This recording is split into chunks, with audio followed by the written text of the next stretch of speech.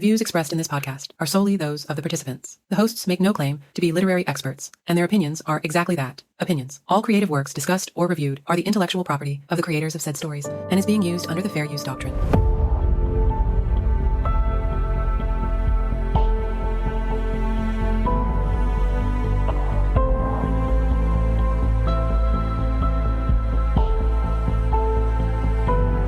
Hello and welcome to Of Swords and Soulmates, a podcast where we read, watch, and discuss romantasy stories. I'm one of your hosts, Mari, and with me I have Kelly. Hey everyone, it's Kelly. We also have Ashley. Hey guys, it's Ashley. We also have Jonathan. What's good, everybody? It's JP. I'm losing my voice. I've been fighting it all day. Yeah. We, as a group, took a group field trip and went to Universal this past weekend, so we're all real tired. We're recovering. I told somebody today I'm functioning at like 35% and to try me again tomorrow. Yeah. Accurate. That feels right. Yeah. So when we make mistakes today, please be nice. Be gentle. Mm-hmm. So today we're going to be discussing Crown of Midnight, which is book 2 in the Throne of Glass series by Sarah J. Maas. But first, we're going to do some news. Not a whole lot of news, unlike last episode where we had all the news. We really just have 2 news tidbits. The first one is that Independent Bookstore Day this year is on Saturday, April 26th. So a few days after this episode drops. If you have independent bookstore near you, you may want to check them out and see if they have events going on. Sometimes they'll do like sales or games or just little like fun things to kind of help push the whole independent bookstore thing. Or you may want to make a trip and travel to one if you don't have one close by. I know that's something I was kind of thinking about doing, maybe visiting one we have. Different places do different things. Like I know San Diego does like a book crawl thing. The Houston, Texas area does like, or at least last year they did almost like a bingo card thing where you like had to get a stamp at the different places and then you got entered into a raffle or something. So I mean, it's not like a huge thing, but it's a fun gamifying version of it. I all down for anytime they gamify things. It makes it just an added level of fun. It looks like there's a lot. Like I'm looking at the map and it's like Hawaii, Puerto Rico, Alaska. So like the odds that you have, I mean, there are definitely some openings in the on the map, and I just imagine they're less populated areas, but it looks like there's a lot. Let me just zoom in. There's nothing near us, which is interesting. So there's our local romantasy bookstore has authors coming on Saturday. Nice. So my sister was hoping that maybe we could trek out there. When was it? Remember when I said, what are we doing Saturday? Are you opposed to a bookshop? Saturday. And you were like, yeah, books, great. Yeah. Oh, it's also like touch a truck day. So like the fire truck's coming to like, so the kids can come out and touch the truck kind of thing. That'd be fun. So we're going to do that in the morning because our niece is obsessed with civil workers right now. So like policemen, firemen. And we want her to understand that that's something that she can do one day if she wants to. Yeah. It was super cute. That's an issue. So we're going to do that. And then remember I said trucks and then books. And you were like, yeah, trucks and books. That's fine. I didn't realize it was for Savannah. I thought the trucks were for Goose. But yeah, we're bumping into some issues with her not being able to interpret. It was like, can girls do this too? Yeah. It's like, yeah, you can do whatever. You can do that. I think she tried to throw her dad under the bus. This is totally not true. Well, but the story I'm going to tell you is true, but it's not true what she told me. She was being a kid. She said, my daddy says that only daddies drive. And I was like, I was in the passenger seat. Ashley was driving. And I was like, ma'am, I know your father. It doesn't sound like something he would say. She was like, okay, you got me. She's a funny little bird. Well, I'm glad you guys that you guys are in her life to set her right. Yeah, no, we're on that. But then, yeah, we're gonna go see some romantasy authors afterwards. Hopefully, cool. Okay, sounds good. He didn't even know. Yeah, just along for the ride. Yeah, sounds good. The only other news tidbit I have is that there is a new Medusa story retelling coming out. It's going to be called I, Medusa. like I, space Medusa. And it is by Ayana Gray. I've never read anything by her, and I think this is her first adult book. She's a bestseller in some YA books, but this is her first adult book. It is going to be coming out November 18th, 2025. And it seems interesting. It's basically like the story of, it's a reimagining of the story of Medusa before she becomes like a Gorgon. So kind of early Medusa storyline. It's interesting. It does seem like maybe she's written a few other books in the I'm assuming in the romantasy genre, because I see like some of her other titles, Beasts of War, Beasts of Ruin, Beasts of Prey. I'm assuming that Beasts is in that vein. Yeah, but I don't know if they're romantasy. I know they're YA, but I don't know if they're romantasy. I've not read them, so I'm not sure like what the storylines are. It's a very pretty book. Mm-hmm. Oh, 100%. Yeah. Sprayed edges and all on this link. It's like they know we're suckers now. I know. I love a Medusa retelling, though. Covers. So even without the pretty edges, I'm like, that one's on my radar. I think I'll probably end up picking that one up. So we'll see. Anybody else have any news tidbits? If I do, I don't remember. I'm not going to lie to anybody. I'm not on my game today. No, I think we mainly exhausted it last week. Really, we did like all the news. There was a lot to talk about on the last one. All right. So moving on to the book, why we chose this book. I mean, Sarah J. Maas is, one of the main names people think of when they think of romantasy, and this is her only completed series. So it's a good one to read. It's also one I like. So I browbeat everyone I can. I mean, there's the real reason. Yeah. The truth comes out. Is Crescent City not finished? I thought it was. I don't believe so. Oh. I don't know. I haven't read the third one. I assumed there was going to be more, but I'm not sure. You know what? I may be wrong. I'm on book 2, and I thought that there was going to be more Crescent City than just the 3. But that may be me just assuming. I'm really not sure. Oh, JK, she confirmed that there's a 4th book. Okay. According to AI. But don't quote me, guys, because I'm super lazy tonight. No, all good. I was looking it up, and there's nothing that's on anything for any potential pre-order or names or anything, which I'm sure we would have heard of something if there was an actual release date for another Sarah J. Maas book. So, yeah. I don't know what she's working on now, because it seems like depending on what groups and people, you end up associating with on Instagram or TikTok or whatever you're interested in is what everyone's talking about that she's writing next. So maybe it's another Crescent City. Maybe it's another, the next in the ACOTAR series. Who knows? So the last book that she dropped was book 3 in Crescent City. Yeah. So one would hope that she's going to alternate. Well, and I know that there was like at some point she posted a picture of herself like in the snowy mountains, very ACOTAR-esque, Valaris-esque, right, Illyrian Mountains situation. So people were saying that she was working on the next book, but yeah, who knows? Who knows? We'll know when we know. Everything so tight to the vest. Yeah. There are fewer far rumors in between for her, less than Rebecca Yarros, I feel. Yeah. So. We'll see. All right. So this book was published August 27th of 2013. I'm going to read the synopsis and then we can get into it. Celaena Sardathian won a brutal contest to become the king's champion, but she is far from loyal to the crown.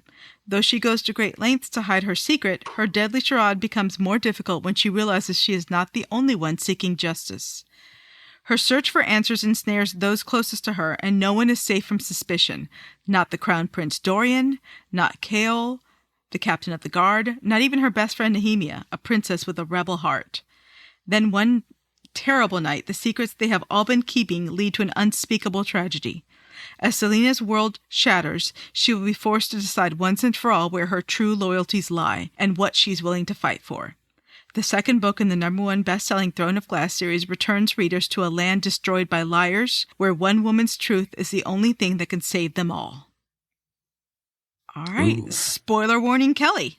Well, from this point forward, we will be having spoilers for this book. As well as book 1. I'm sure if stuff comes from book 1 of Throne of Glass, and Crown of Midnight, we're going to talk about those 2 books, I'm sure, interspersed. Yeah. And despite her best efforts, Maury may spoil some of the other books. I will not. That's game. I've been good, haven't I? Yeah. You've been good. You've been good. The only one that spoiled anything this week so far was me and your dragon training movies. And I completely forgot what it was anyway, so it's fine. I've benoted it out of my head. It's all good. I'm back on solid ground. Yes. It's all good. So what did we think of the book? Overall rating? Me first? Yeah. Overall rating was like a 3.5. This was not the most action-packed book, and it felt like a little bit of a filler, right? Because you needed to expand storylines. You know what I mean? Like we're starting to get into the deeper roots of the problems, in this land and the people, while also expanding individual storylines, because there's a lot that happens. This isn't just Celaena. It is Dorian. He's got his own shit going on. And Kaol, who is going through some stuff and finding some stuff out, So I think there's still so much left to explore and discover, especially with King Bad Guy and his devious plots of tyranny. But I really liked Celaena's development because, you got to remember, they're basically kids, right? Like, yeah, she's like what, 18. 20? Yeah, 18, 20. And not for nothing, Sarah J. Maas was quite young when this was published. So when she wrote it, she was even younger. I thought it was very well done. It was a little slow in the beginning. I really liked, Dorian's development in his own specific story. I'm curious to see where that leads off to with, him being magical. Like, that kind of seemed to come out of left field there. Celaena's story seems to really, really, sink in here. She acknowledges some things about herself. She avenges, several people in this book to an extent while working through her own shit. So not the most amazing book, but I can see the potential leading up into the next few. So it's a 3.5 for me. And the dog is alive. Fleetfoot is safe. Most important. It was touch and go there for a minute, but yeah. You lose me when we lose the dog. Yeah. Jonathan, what'd you think? It was, throughout the book, I lost track of how old she is. Like, feels like she just kind of had like a really kind of shit go at things. And then as things evolved in her own life, like that's, I don't know. Overall, I feel like we got a lot of transitional material in this book. There were some interesting pivots and changes to the storyline.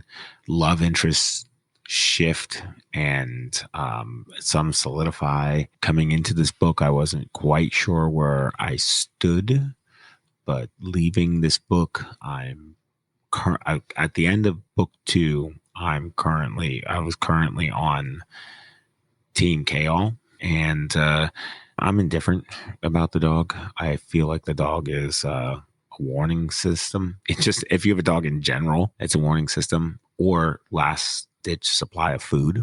You know what I mean? A little bit of barbecue sauce. I can feel Ashley giving you the dagger stares from here. She is, but for a totally different reason. So she wants me to hand her a puzzle piece, and I'm just not complying because I'm talking, and I need to keep my mind focused. And so I'm intentionally not handing her this puzzle piece. This is how easily I get distracted. Overall, I'm still going to give this book 5 stars. I like the series. I want to know more, specifically about one. Like, I want to know more about the witches. Okay, is that in book 2? Yeah, Baba Yellowlegs. Oh, and the Iron Tooth. You're lucky. Iron Teeth. I forgot all about her, as you can tell. that did not impact me at all. Yeah, she comes into like it's weird because like if she wanted to take out Dorian, why didn't she when she had the chance? And why did she leave it for Celaena to come by? And then she leveraged Dorian, the knowledge of Dorian against Celaena. It's interesting to see these types of things kind of shake out. It almost feels like a not the comedic part of it, but like the game, the board game Clue or the movie Clue, where it's like, all these people are being brought into one space for one particular see what all reason. happens. Yeah, who's the puppet master? Even though I think we probably understand who the puppet master is throughout this book, but I don't know. Anywho, I'm sure I've gone off the rails a whole bunch there.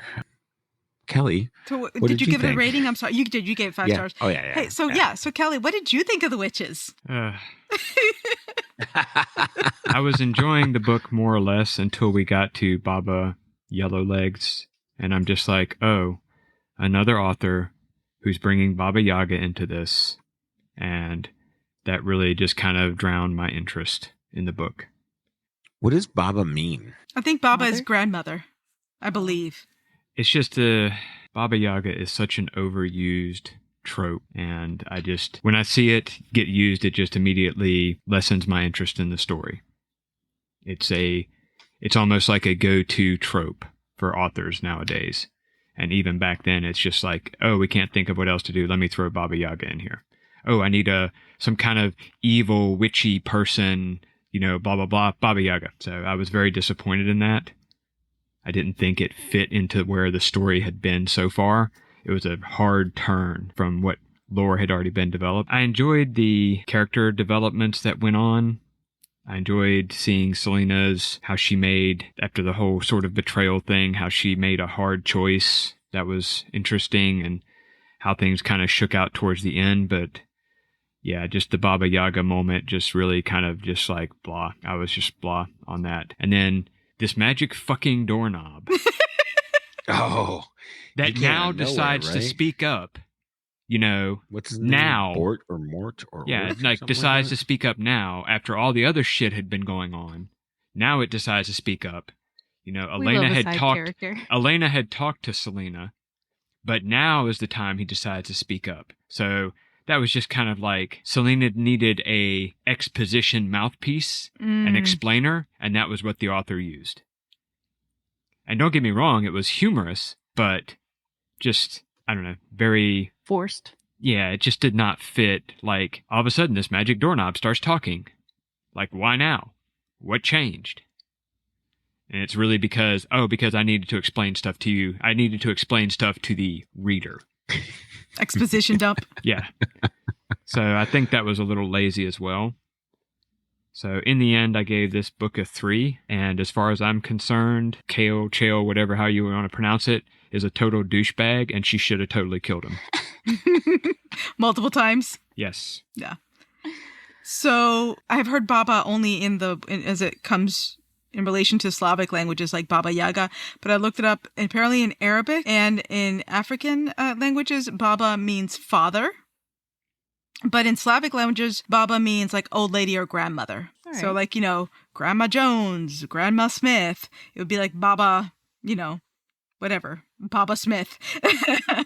So for me, I had like the exact opposite reaction of Kelly when Baba Yellowlegs came into the picture. I got so excited because I love like the Baba Yaga storyline, Baba Yaga trope. I just think it's an interesting character. And so I was very excited to have that be brought in. That's all I'll say at this point. In my reread, Too much.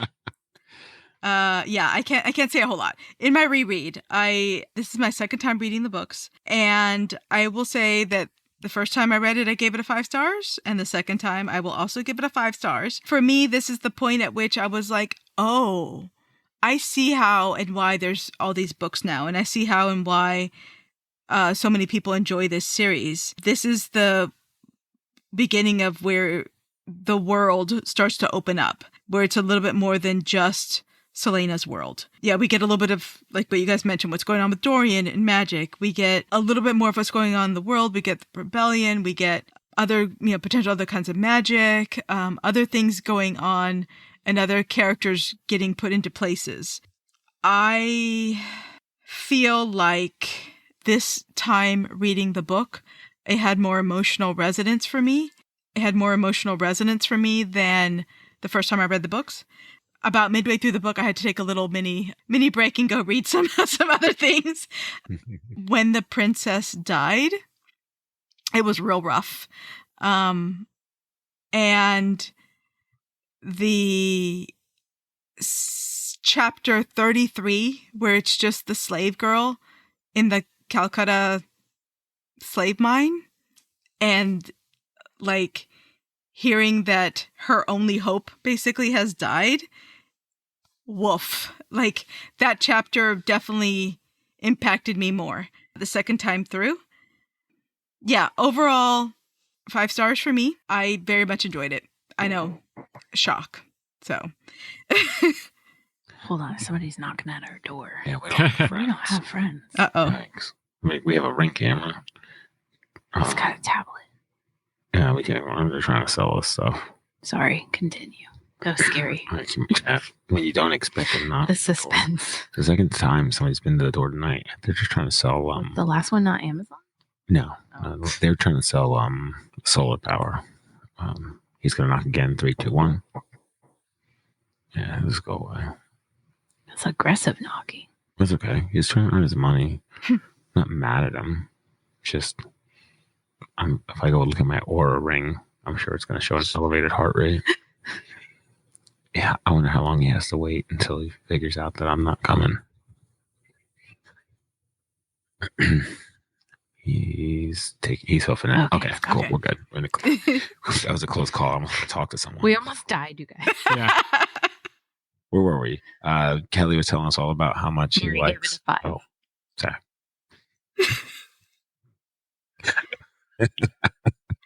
I agree, Mari. Okay. Yeah. I also see where Kelly is going with it too, where it's like, the same. How many times can you use the same characters or character types? A whole bunch, apparently. Yeah. Well, I mean, it's an archetype for a reason. It's like, a Wicked Witch trope. Or like honestly, whenever you bring witches into a story, you're going to have the witch archetype, the mother, the maiden, and the crone. And if you're going to have someone that's like a supposed to be like a spooky bad guy kind of character, but you're not going to have like a mother character, because that's not necessarily like mothering isn't necessarily the vibe you're going for. You're not going to have a maid character because that's, youthful and innocent and whatever. You're going to go for the crone character, which is what Baba Yaga is. It's the crone archetype of a witch.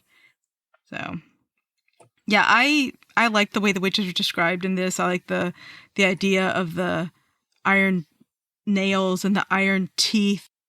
Right? And that's freaky. Do they tuck them back? Like, what's going on with that? I need a visual. But I You have need questions? a visual, but I don't need a visual. Yeah, I got lots of questions. And I like about the this. idea of like, however much long ago there was this epic battle between all these different kinds of witch kingdoms, and the ones who won didn't really win because their land got cursed.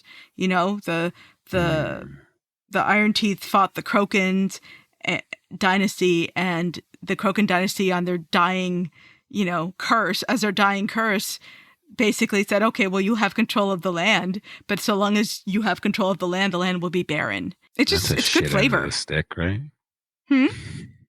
That's a shitty end of the stick. You can have the garden, but it's not going to grow anything. Right. But I've salted the land, so to speak. So, one thing that I realized this time through that I did not realize the first time reading it, and you guys may have realized it more since you probably read more closely than I did. So chapter 25, where it's the queen and the princess. Did you guys get who that was? I don't know the chapter off the top of my head. It's like super short. It's like 5 paragraphs. Give me 1 sec. I'm going to read it to you.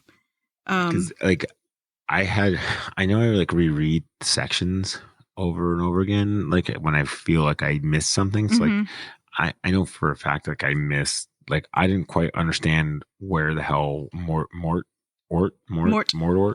Or I don't know. I didn't understand where. Like it was just I'm reading along. All of a sudden, Bam, he's there. Yeah. Mort's there. Well, it's like And what I'm Kelly oh. said. It's like, okay, we've been in this location before. Why didn't Mort speak up before? Yeah. No, I agree. I was like, had to back up and be like, what did I miss? So here's chapter 25. One of them has to break, the queen said to the princess. Only then can it begin. I know, the princess said softly, but the prince isn't ready. It has to be her. Then do you understand what I'm asking of you? The princess looked up toward the shaft of moonlight spilling into the tomb. When she looked back at the ancient queen, her eyes were bright. Yes. Then do what needs to be done. The princess nodded and walked out of the tomb. She paused on the threshold, the darkness beyond beckoning to her, and turned back to the queen. She won't understand, and when she goes over the edge, there'll be nothing to pull her back. She will find her way back. She always does. Tears formed, but the princess blinked them away. For all our sakes, I hope you're right. So that one definitely took me some time, but my guess is that it's Nehemia and the Queen Ghost Queen Lady. Elaine. Yeah. Yeah. Yep. Yeah. So Nehemia, like the whole martyr figure, she knew she had to die to forward the cause. Yeah. Yeah. I think she knew, like, somebody's got to go first to pull, like, to trigger deeper movement. I do feel like you know what it is? I feel like it's a, who's that wolfy guy from Harry Potter who checks out like half a sentence after he arrives from prison? Harry's goddaddy. Serious? That, yeah, I'm totally serious. Sir, What? we are too tired for the dad joke. Yeah, sorry. no. Yes, that's the one. No, I fell into that Apologize. one. Sorry. But yeah, like serious. Like, you know, like you have this, like, this A martyr spirit figure. guide. Yeah. Yeah, exactly. Something has to happen. Something has to be. Listen closely, Ashley. Push your headphones closer to your ear holes so that you can hear this word I'm going to use for you. Right? Something has to be the catalyst. I didn't get any points, Ashley. No. Damn it. That's what we were all talking about. Oh. Did you know, though, that it was Nehemia and the queen talking in that chapter? Well, that was Mari's question. When they use different perspectives, I never know what's going on until later. I'm an oblivious husband, Ashley. That doesn't make any sense. You're the one that's trying to predict all the shit before it ends. Yeah. Did you figure it out, Kelly, when you read it? Yeah, I mean, I think it was pretty obvious. Yeah. I think I was just oblivious. I mean, that's fair. I don't think I fully grasped the girl in the cave, like the slave. Oh, yeah. I didn't understand what was happening there, or like how the news spread to her if it wasn't somebody that we already knew. Does that make sense? Like, yeah, that I can see why the scene is impactful, but I didn't understand how we got there. That one felt a little strange. Yeah, I didn't understand why she didn't understand who was leaving the word marks to protect her. Like, she kept just erasing them, and She She didn't know what they were. protection. Yeah. She knew they were word marks, but she didn't know they were protection. Right. And then I didn't understand why things were so, like, the opening, like the portal was so easy for her. Like, if there was no child-proof cap on that shit. Well, no. So there's no magic. Magic is 1,000% banned, but she has it innately. Like, love will find a way kind of thing. Magic will. I think magic. You can't hold magic back, right? It's got to be like. It's got to be. You have to be very. I imagine you have to be very powerful. I think that's why you would need all three. Well, word but keys. that's the point, though, is that they had exterminated the magic users. No one was supposed to have survived that. Mm-hmm. So, no, she didn't know she was capable of this, and it was so easy because she was magical. How do you think? Like, what makes you think that she has no idea of her past? Because she would dream, right? And she would have like these like moments where it felt like she knew. I think she knew her past. She does. Yeah. She doesn't outright say so in book 2. Right. It's a little bit of like an unreliable narrator thing. Like, yeah. She knows what she knows, but we don't know what she knows. Correct. Yeah. More comes to light in book 3 and that. Yeah. But I mean, also like when she goes into the portal and she reveals, so like this is the other thing I don't Or it's have revealed for her. It firm wasn't a grasp on. choice. Yeah, that's what I was gonna say. Yeah. Like to me, I was like, "What's happening here?" And is it her? So I don't know what is this. Is this her true form? Is this her adjacent form? Is this other form? That's why you have to keep reading. Kelly saw that Sorry. coming, didn't you, Kelly? Yes. Yeah, we were listening to the book on the drive home at that part, and as soon as it happened, Kelly's like, "Of course." Yeah, I didn't see it coming first time I read it, but like a lot of times I don't, so I'm not the best indicator for that. I'm not trying to figure it all out. So I wasn't surprised. I assumed that there had to be something more, but what it ended up being wasn't necessarily a surprise. mm-hmm. But I don't know that I necessarily saw it coming. But again, to Jonathan's point, it's a catalyst, right? Yeah, Something you've been suppressing for, over a decade is now coming to the front with extreme emotions, which was the point. I think also it was a red herring because like it happened, and I'm like, "There's all these chapters left in the book." Okay, we keep reading, and then like the very end at the very last chapter, I'm like, "Wait, what?" I really did not see that coming. Yeah. I was like, we've already had our big reveal. What is this? Right. It's getting 2 desserts. There's more. Got 2 cakes. Yeah. Yeah. Is this a fancy cheese platter after the dessert? Oh, how did you feel about I'm gonna mess his name up. Dorian? No. Kale. No. Dart. Archer? Mort? Archer. That's Archer. You got it. Mm-hmm. Yeah, Archer. I didn't see that coming. No. I thought it was very interesting that she didn't want to let Nehemia down throughout the entire book, and she like kind of hid. She did a very good job of hiding the fact that she wasn't like murking all these people and just really giving them like second chances, which then says to me like she knows something's up. Why does the king want these people dead? Why does he want them deaded in a specific I think it says more order? about how little she trusted the king.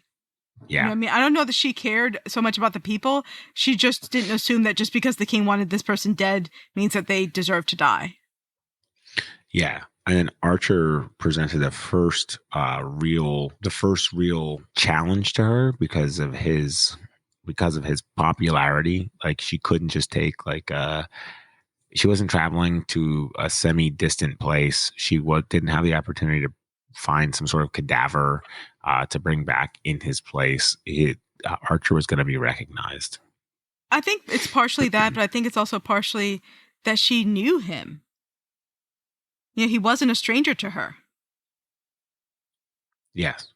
You know what I mean? I think there's something to be said about, yeah, she's an assassin. Yeah, that's her job. That's her training. That's her background. But like, that's also someone she knew and, apparently hadn't killed them before. You know what I mean? It's not like he ran away from her when he saw her.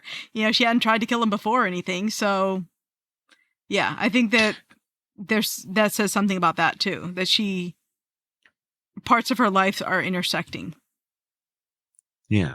And how does she go from like, I love you, Kale, to I can't believe you let her die. Let me kill you, Kale. Oh, I thought that part had really good emotional resonance for me. Like the turnaround, the betrayal she felt. Yeah, there were feels. Like when she just got all visceral and like clawed the crap out of Kale's face in that moment. Woof. I thought that was very well done. So.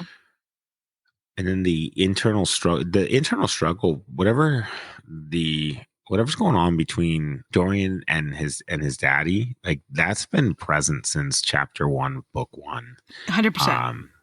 And it's interesting that he has this emotional outburst and through him floods this piece of magic. Yeah. All right, what do we think about, speaking of magic, the fantasy world building aspect? What would you give it, Ash? I think it was more interesting for me to see the plot twist with Dorian suddenly having magic. I'm curious to see how that develops, and I'm assuming it has to do with, genetics and her hereditary whatever. I think that's what made it super cool, because we understood that something was going on with Celaena. We didn't know to what extent, but we knew that she was magical of some kind, right? To find out that Dorian was also magical and now has to keep it from his father, I felt was an entirely dramatic storyline. So I was interested in the magic for that.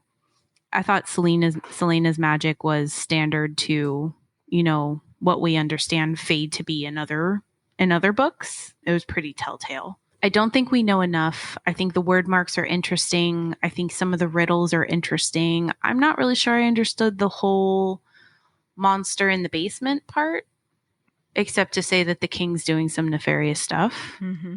I don't know. It was like a 3.5 for me. It wasn't anything out there, out of this world, brand new, but it was interesting enough to keep me reading, to want to read the next book. Jonathan, what do you think? I like the world building. I like the idea that there are other magical creatures that, like, some that are permitted to live. There's no way that Baba Yellow Legs is hanging out in that space without the king knowing that witches exist, right?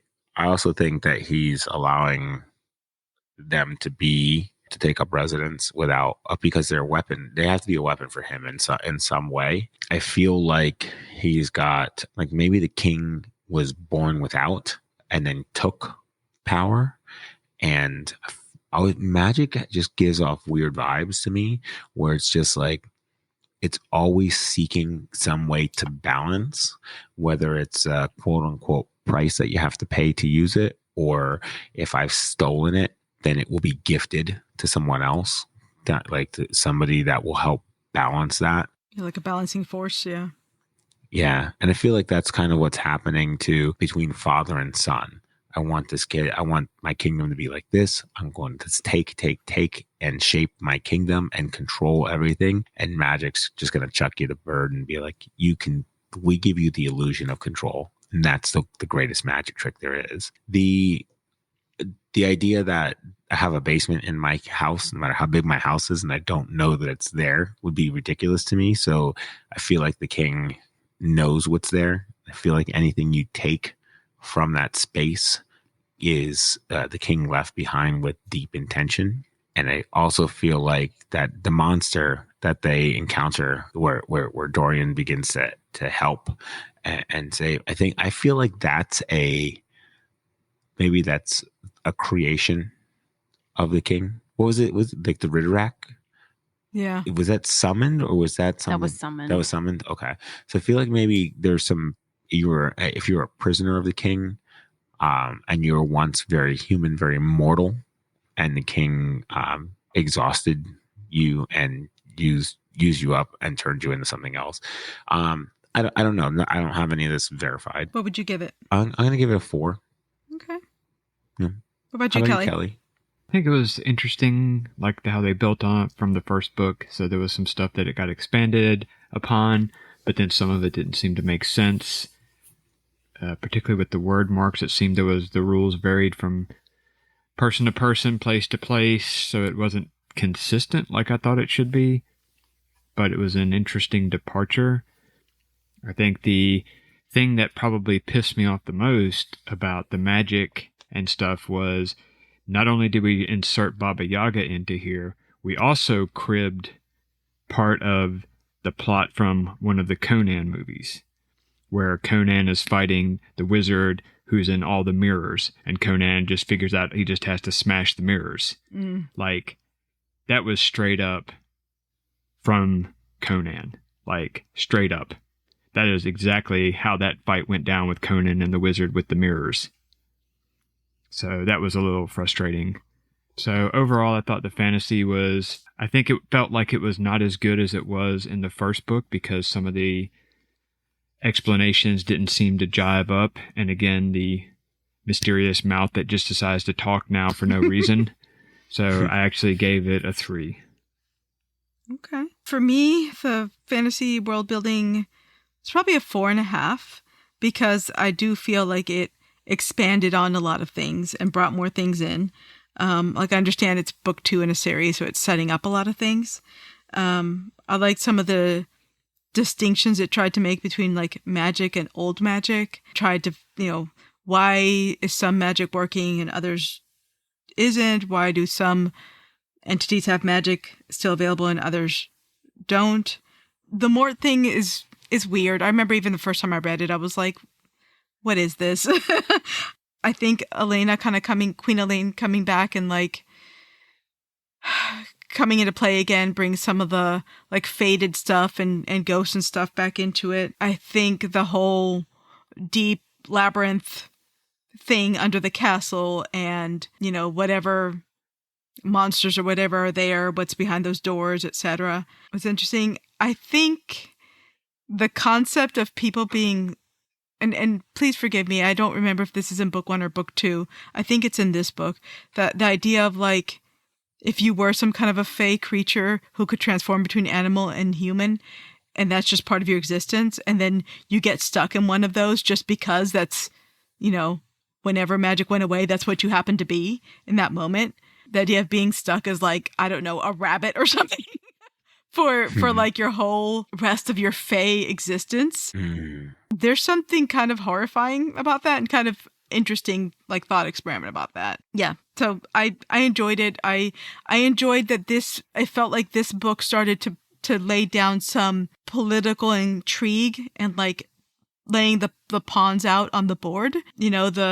The matriarch of the Iron Teeth or whatever, and then the king, and then you have the idea of magic, you have the idea of rebel forces. I feel like a lot of like things are being brought out to the board, and I always like, big epic fantasy type stories that have like political intrigue where it's not just like, oh, we're the most badass army, so we win. I always like it when there's like things more than just brute strength that come into play. So yeah, I very much enjoyed this. What do we feel about the romance? I did not love the romance. I mean, I get it. The girl's got to get her stuff, right? The guy's hot. She's been in slave hell for the last year. She needed some relaxation, but it was only like 2 weeks worth, poor thing. I know. She had herself a man for 2 weeks. It was interesting to see her turn on him so quickly, although I think I understand why. And I think, some of that also speaks to her fae, responses. There was just no controlling that. But that's how he wasn't for her, right? Like that was never going to be the happily ever after. Yeah. It seemed we didn't have any of it in book 1, so you needed to have a little bit of it in book 2. It was nice to see her happy for a little bit, but it was very short-lived and it makes you feel bad. The ending was really, really sad. He feels as though, he's doing this grand gesture, sending her away and saving her. And bro, you should have talked to her. Yeah. This was really bad communication. They're dumb. I did not love the room. It was a 3. It wasn't the worst. It wasn't forced. You saw something brewing, in that love triangle space for a while. So something had to happen. It was just basic for me. The romance, it was a 3. Yeah. Jonathan?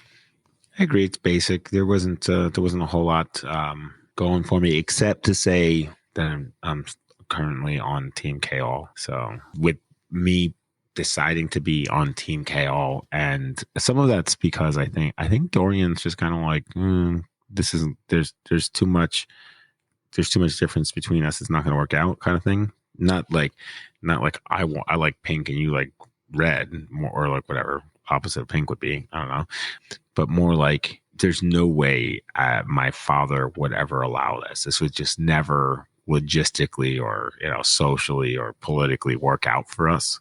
So it would just be a fling. It might be spice later. I don't know. I think Dorian's out. I'm gonna at least give it a 3.5. Mm-hmm. Okay. What you think, Kelly? I'm so tired of the romance triangle bullshit.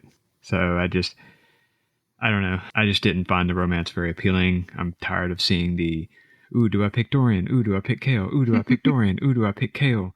Like, the romance didn't do anything for me. I didn't think it was that great, so I gave it a 2. Yeah. I will say the first time I read this book, I was just like, at this point, I'm just like, kind of at the same place I was, with the first book. I'm just like, if there's romance supposed to be actually really like real true romance happening in here, I am not feeling it. It's going under my head or over my head or under the radar, one or the other, but I'm getting none of it. So I did find it interesting in this read through that I feel that Kale was genuinely in love with the idea that he had of Celaena, who he thought Celaena was, who he thought Celaena would be for him.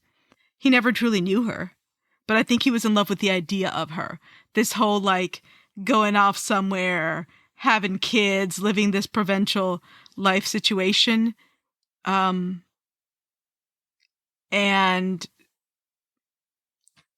that is, yeah, I think he was in love. He was truly in love with the idea of it, but I don't think he ever truly knew Celaena. I agree. I think they never talked.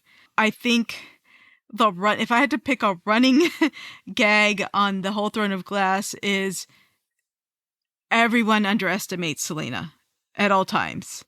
And yeah, if they would just talk, things would be different. I think that there's probably a 3 for romance for me. And I say that mainly because the like idea of a tragic romance. So that little bubble of happiness that had to happen momentarily for Celaena and Kale in order for the true tragedy of the betrayal to like hit so hard. And then also if you look at it back, like we've defined it before, romance with like the whole friend romance, the idea of Nehemia and Celaena just being these bosom buddies, and then, you know, the last words they say to each other being in anger, and then she's gone. And then you get like these, I don't know, it seemed like there were 3 or 4 chapters after she died where it was like this multiple keep doing impact over and over that SJM did of like, hey, did you know Nehemia's dead? By the way, Nehemia's dead. And it affects this, and it affects this, and it affects this. And Celaena having this mantra in her head of some of the last things that Nehemia ever said to her was, you know, you're a coward. And how that guides her actions. So yeah, I think it was a romantic in the terms of like a romantic tragedy, not in like romance, happily ever after situation. What do we think of the spice? I mean, I'm glad she got some. I hope it was good for her. Yeah. But she doesn't know any better either. You know what I mean? Right. Like, he was her first. So, kudos to you, girl. I'm glad you got, especially in the broom closet at work. You broke that man's meeting and he had to bail to go to the broom closet. So, I mean, you get a 2 for that. But, like, she was quick to turn on him without question, right? Like, he betrayed her trust and it got her friend killed, and bam, you're out. Yeah, no, it was like a 2. There's not much to say about it. It just wasn't the main focus of the book. Like you said, the theme of this book is catalysts, right? Mm-hmm. Like something to spark, you know, the movement of something else in a powerful way. It was a 2. It's a 2 because it was there. Right. But like, it wasn't too detailed. It wasn't overly romantic. It wasn't overly spicy. It was borderline forced in the story, not like upon each other, right, for clarity. I'd say only a 2. What do you think, Jonathan? Yeah, I agree at 2. I didn't think it was there was nothing that made me like get super stoked on. It just made me, I don't know. Yeah, nothing crazy. That's all. Yeah, just a 2. Kelly, what do you think? I think the spice was basically non-existent, so I gave it a 1.